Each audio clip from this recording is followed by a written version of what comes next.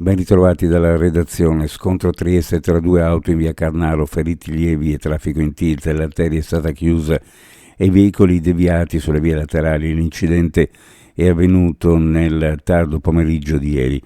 Per cause ancora da chiarire, due SUV sono entrati in collisione in uno scontro fronto-laterale che ha causato danni alle parti anteriori dei due veicoli. Sul posto i sanitari del 118 che hanno soccorso i feriti, vigili del fuoco, volanti e polizia locale per i rilievi e la gestione della viabilità. Un'auto con 4 cittadini americani a bordo che viaggiava in via Colombo a Monfalcone in direzione Trieste per cause da accertare ha tamponato il veicolo che la precedeva finendo per capotarsi. L'auto è poi tornata in posizione regolare. 2 dei 4 stranieri sono stati portati all'ospedale di Cattinara, non gravi. Sono sempre rimasti coscienti le altre persone coinvolte nel sinistro al San Polo di Monfalcone. Una giovane donna è stata soccorsa dal personale del 118 dopo essere rimasta coinvolta in un incidente avvenuto alla rotonda del Boschetto a Trieste. Secondo quanto si è appreso, la giovane donna sarebbe stata investita mentre si trovava nei pressi di un attraversamento pedonale vicino alla sede circoscrizionale. Sul posto i carabinieri che hanno prestato le prime cure alla malcapitata, poi è arrivata l'ambulanza che ha preso in carico la giovane che non sarebbe comunque in pericolo di vita.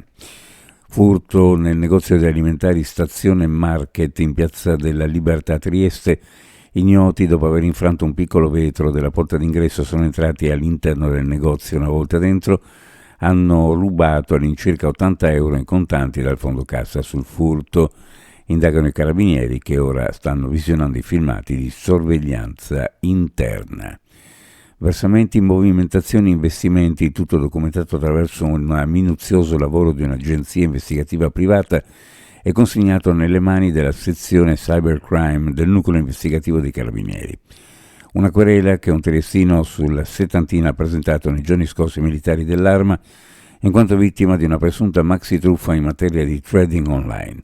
La piattaforma in questione, secondo quanto si è appreso, sarebbe la Quantum Wins, dove nel passato il triestino aveva investito la somma di poco superiore a 100.000 euro.